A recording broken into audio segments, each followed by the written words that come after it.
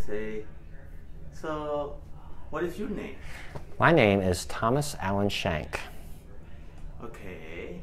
Is that true that you were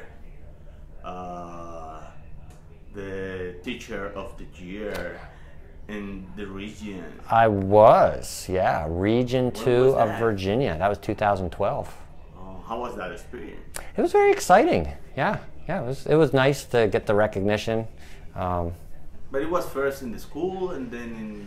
Yeah, I was first the teacher of the year for my particular elementary school I taught at, and then I was picked as the teacher of the year for my school district, Portsmouth, and then I went to the next level and was picked as the teacher of the year for our whole region of Virginia. So there's 8 regions of Virginia, and I was one of the 8 regional teachers of the year for that year. Oh, and what that experience gave it to you? Well, the best thing it did is it opened up opportunities for me to do workshops and lectures to groups about the importance of physical activity and proper environment for the proper development of brain function, to make learning and life in general easier. And how about after that? What happened in these years? Yeah, well, so it was right around that time that I came across a program called Brain Balance that works with kids who struggle with social, emotional, behavioral, and academic struggles. And the more I learned about it, the more excited I got about it. And so then I actually retired. So I was the 2012 Teacher of the Year, and that was towards the end of 2012, November 2012. And then that school year ended in June of 2013, and that's when I retired from teaching to open a Brain Balance Center in Virginia Beach with my wife. And Brain Balance, how that changed your life? Oh, well, it's amazing. As a teacher, I had worked with, hundreds and hundreds of struggling kids over the years that struggle with, well, like I just mentioned, they struggle learning in school, or they couldn't make friends in school. They were the ones that they were kind of the outcasts and didn't really fit in. Kids that couldn't control their emotions and they'd get angry or too easily, too quickly.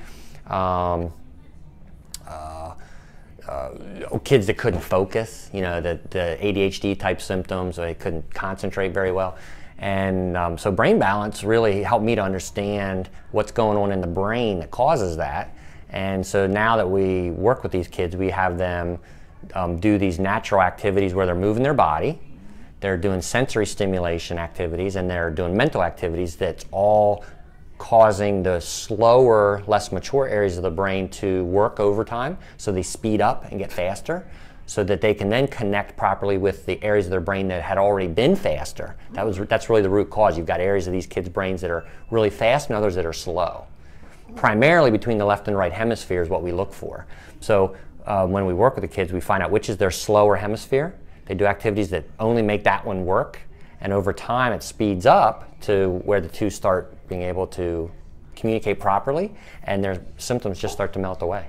Without medication, it's all natural. Oh, that have something to do what you were doing while teaching, like the body spelling? Oh, yeah. Well, yeah. I remember that. Right. Well, so so I had gone from being a elementary classroom teacher for 14 years to being an elementary PE teacher. And when I became the PE teacher, I started learning about the importance of physical activity on brain development and healthy function. So I got really interested in new brain research and just started devouring books and workshops on the topic. And with all the things I was learning, I then created a couple pilot programs in my school on my own, working with classes of slow learners to have them doing more physical activity, sensory stimulation activities, etc., to see if it would help them learn more easily. And that's kind of where the body spelling that you mentioned, where instead of just having the kids sitting there mentally learning their spelling words, they're moving their body in some way to help them represent the letters, which can help them learn it easier. And again, just moving the body helps you to stay alert and learn more easily. So it's those types of things I was promoting in my school with teachers, and that's really why I got picked as the Teacher of the Year, because I was doing something unique and extremely that worked. And interesting. And it worked. Yeah, well, I didn't get to see with these the 2 pilot programs. I didn't get to really get a good measure of how well they worked, because the teachers I wasn't the classroom teacher myself. So I was working with another classroom teacher, and it was just hard for them to be consistent enough with doing the activities I wanted them to do to see if it really made any difference, honestly.